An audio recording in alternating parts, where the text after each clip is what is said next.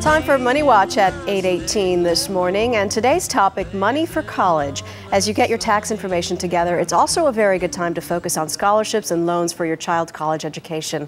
Our financial contributor, Ray Martin, is here with some advice on how to get through the process. Good morning, and some shortcuts. Hey, good morning, Maggie. But we should say that even though they may be shortcuts, they're not silver bullets. The things that you're going to tell us to do today are not magically going to qualify us for free money from the government. That's right. These aren't strategies that will suddenly get you all the scholarship money or grants or free money for college, $50,000 to pay for your kids' college. It's not going to happen. But there are some financial moves you need to make now before you file the financial aid application or FAFSA form that could increase the amount of federal loans, subsidized and others, and work-study programs for your student. But you got to make these moves now before you file the application. All right, tip number one, get this FAFSA, F-A-F-S-A, financial aid application form in as soon as possible. Yeah, why? Is it first come, first serve? It is. Financial aid administrators, to follow a process to be fair, administer the aid on a first-come, first-served basis. So those that file the form first get it considered, and then the aid is administered. And there's only, like, last year, $168 billion in aid, which sounds like a lot, but it's distributed over the whole country.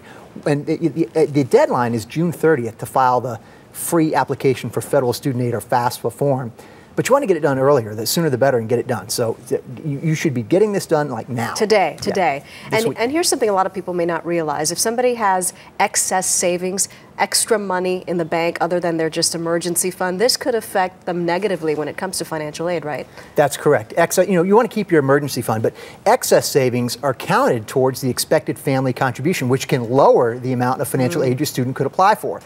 So you want to try to use some good financial planning strategies to lower your savings and do some other things. Okay, so if you have that excess money other than your emergency fund, correct. Pay off a credit card. Pay off your credit card debt. Pay down your credit card debt. Pay off some of your mortgage. Okay. Yeah, you can do things like fund an IRA. You can buy your student their car and their computer.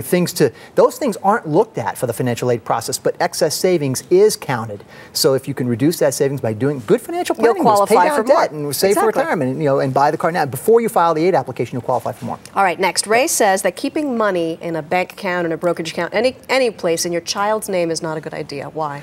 The money titled in your student's name is treated especially harshly for financial aid purposes. And about 30% is required to be used towards a family contribution. So you want to get that money out of the student's name where you can.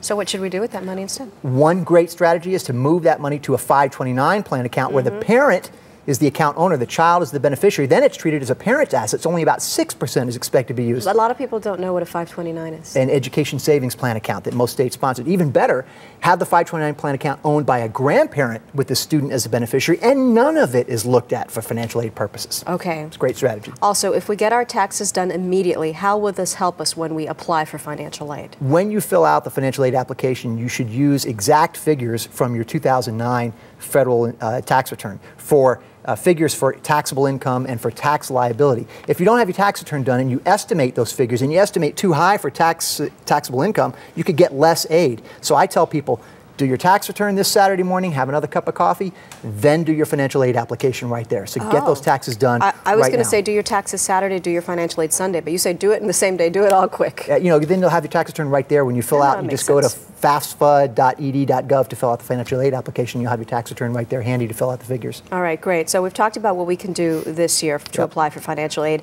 Is there anything that we can start doing to think ahead if we're planning to apply next year for financial aid? Yeah, when you go through the financial aid process now and you say, oh, that's all we get, there are some things you can do this year that can increase the amount of financial aid for next year's application, like strategies to minimize your taxable income, things like maximizing 401k contribution, don't exercise stock options that are in the money, or don't sell investments that have a taxable gain to you, or don't take retirement plan distributions, those kind of things. The other thing is get student money out of your student's name. Use that money first for this year's college tuition, or if you're going to give gifts to your student, hold off on those gifts until after graduation and give them money when they graduate, or use it to help them pay off their student loans then. All right, so much good information. Thank you, Ray.